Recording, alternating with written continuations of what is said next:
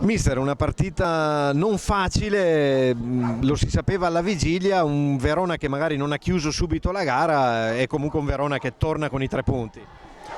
Direi che la cosa importante sono stati i 3 punti. Relativamente alla prestazione direi che non è stata una buona prestazione, anzi tutt'altro.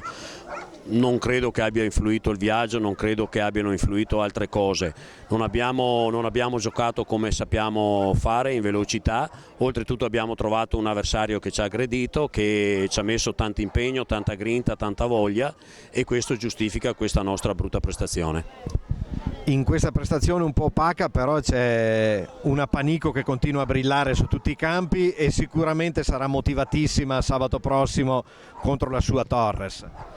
La Panico ha fatto dei gol bellissimi, ha preso anche un palo su un'azione stupenda. È chiaro che lei in questo momento è una delle giocatrici più in forma, però deve crescere la squadra, ma soprattutto deve crescere la continuità del gioco e delle prestazioni. Okay.